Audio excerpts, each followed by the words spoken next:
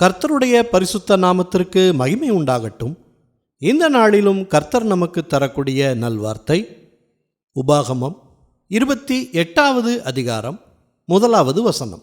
உன் தேவனாகிய கர்த்தர் பூமியில் உள்ள சகல ஜாதிகளிலும் உன்னை மேன்மையாக வைப்பார்.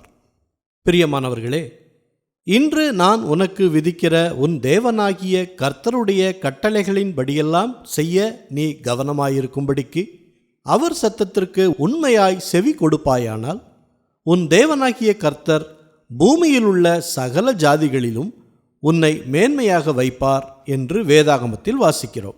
இந்த பூமியில் நமக்கு ஆசீர்வாதம் கிடைக்க வேண்டும் என்று அனைவருமே நினைப்பதுண்டு. கர்த்தர் தரும் ஆசீர்வாதத்தில்தான் உண்மையான மேன்மை வரும். நாம் நம்முடைய முயற்சியில் செய்து கொள்ளும் மேன்மை போலியானதும் தற்காலிகமானதும் தான்.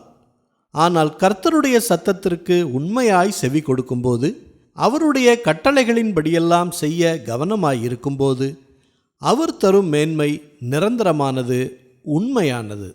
அப்படிப்பட்ட மேன்மையை கர்த்தர் உங்களுக்கு இன்றைக்கு தருவார். ஜெபிப்போமா. நல்ல தகப்பனே, இந்த நல்வார்த்தையை தந்ததற்காக நன்றி செலுத்துகிறோம். இன்றைய நாளிலும் உம்முடைய வார்த்தையின்படி உம்முடைய கட்டளைகளை செய்ய நாங்கள் கவனமாயும் உம்முடைய சத்தத்திற்கு உண்மையாய் செவி கொடுக்கும்படி எங்களை விட்டு கொடுக்கிறோம். நீங்கள் தரும் ஆசீர்வாதத்தால் நிலையான ஒரு மேன்மை வரட்டும்.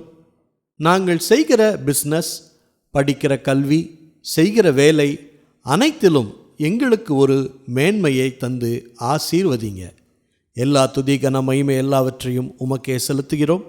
இயேசு கிறிஸ்துவின் நாமத்தில் ஜெபிக்கிறோம் பிதாவே. ஆமேன், ஆமேன். இந்த நல்வார்த்தையை மற்றவர்களுக்கும் பகிருங்கள். அவர்களுக்கும் கர்த்தருடைய ஆசீர்வாதம் கிடைக்கட்டும். கர்த்தர் உங்களை அளவில்லாமல் ஆசீர்வதிப்பாராக.